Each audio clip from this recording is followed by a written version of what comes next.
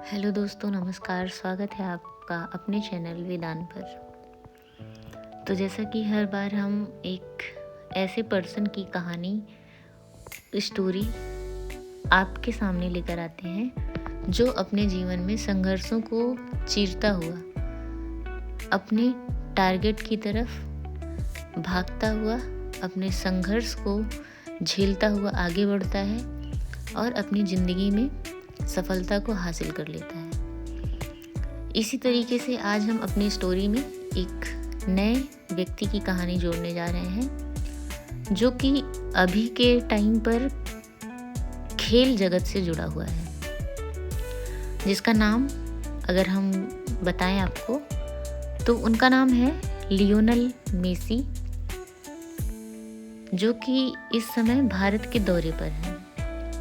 तो उनके बारे में आज हम जानकारी आपको देने जा रहे हैं। तो आइए बात करते हैं उनके बारे में। तो दोस्तों, कभी कभी किस्मत बहुत पहले ही बता देती है कि रास्ता आसान नहीं होगा। एक छोटा सा लड़का, कमज़ोर शरीर, महंगा इलाज और बड़े सपने। ये कहानी है लियोनेल एंड्रेस मेसी की, जो कि उनका पूरा नाम है। अगर हम उनके बचपन की बात करें तो लियोनेल मेसी का जन्म 24 जून 1987 को रोज़ेरियो, अर्जेंटीना में हुआ था। उनके पिता एक फैक्ट्री में काम करते थे और माँ घर साफ करने का काम करती थी।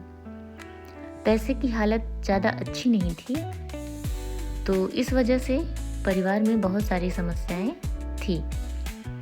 मेसी को बचपन से ही फुटबॉल से प्यार था। 5 साल की उम्र में ही वो गेंद को ऐसे संभालते थे, ऐसे देखते थे जैसे वो उनका कोई सपना हो, यानी कि वो इस चीज़ से बहुत प्यार करते थे। उन्हें फुटबॉल का बहुत शौक था। एक हिसाब से समझिए तो उसमें उन्हें अपना जीवन नजर आता था। अब अगर हम बात करें कि कुछ लोग ज़िंदगी में शोर मचाकर जीतते हैं और कुछ लोग चुपचाप सहते हैं और एक दिन पूरी दुनिया को चुप करा देते हैं, तो ऐसी ही एक कहानी आपके सामने आ रही है लियोनेल मेसी की।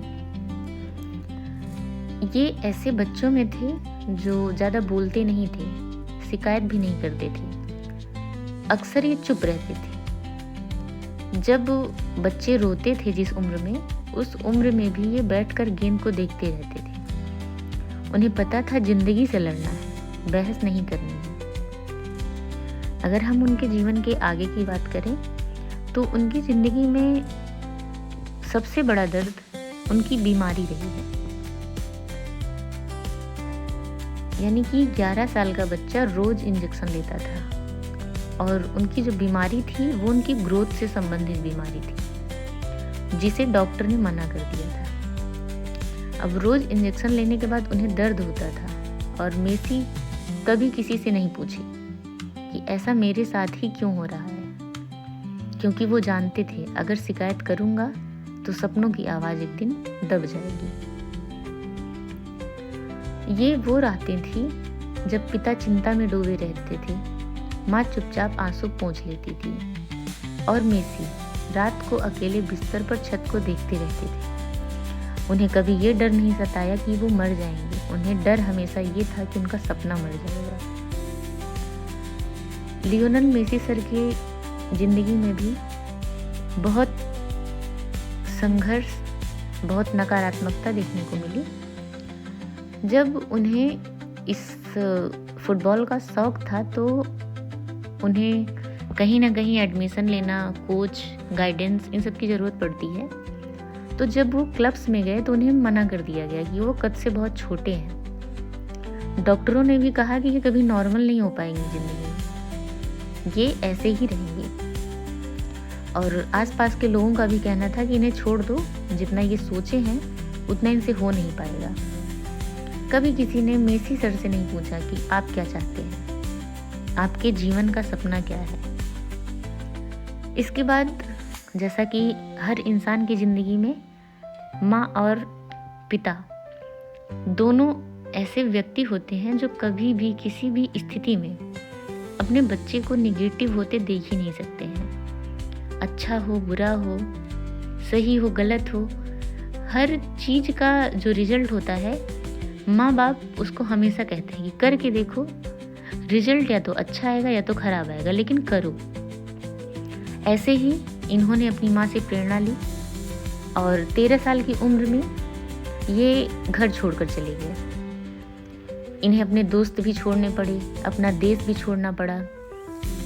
मेसी सर जो है अर्जेंटीना से स्पेन चले गए और वहाँ जाकर ये खुद से हर दिन लड़ते रहते थे, क्योंकि नई जगह जाने पर न तो भाषा आती है, न तो वहाँ पे कोई दोस्त होता है और न ही किसी पे भरोसा होता है।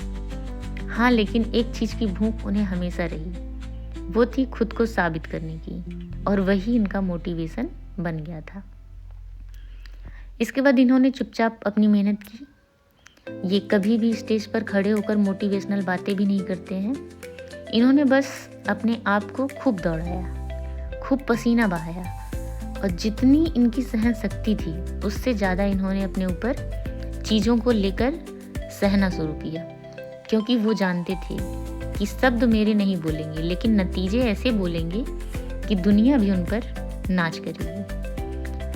अब ऐसा दौर आता है जब मैदान बोलने लगता है। जिस दुनिया ने उन्हें कमज़ोर कहा था, आज वही दुनिया खड़ी होकर उनके लिए तालियां बजा रही थी। जब मेसी सर गोल करते थे और अपनी आंखें आसमान की तरफ उठाते थे, तब उन्हें याद था कि वो बच्चा जो कभी रो नहीं सका था, आज ऐसे ऐसे गोल कर रहा है। इसके बाद टाइम आता है वर्ल्ड कप 2022 का।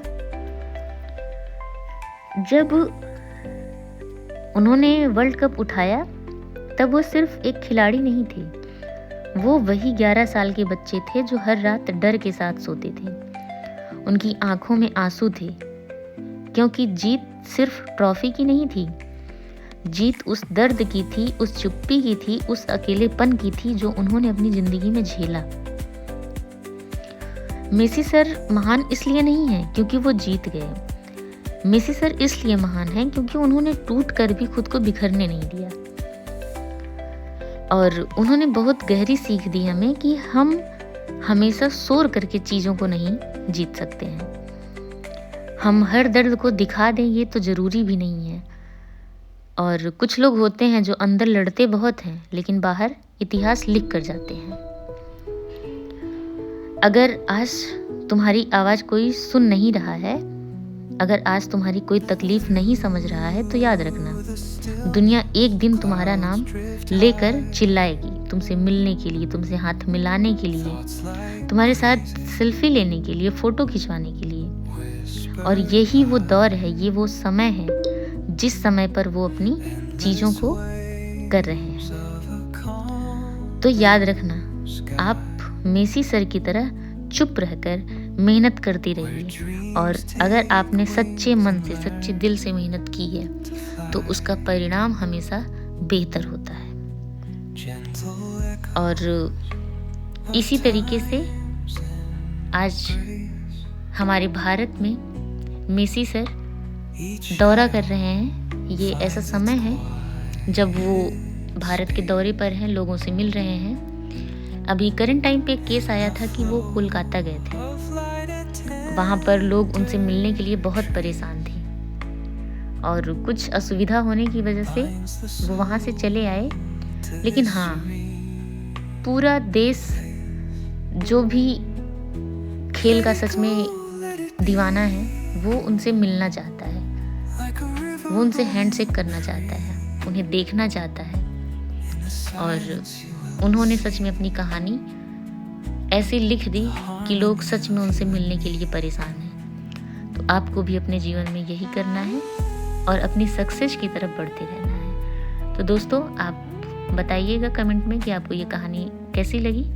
आज के लिए बस इतना ही। आप सबका बहुत बहुत धन्यवाद। Thank you.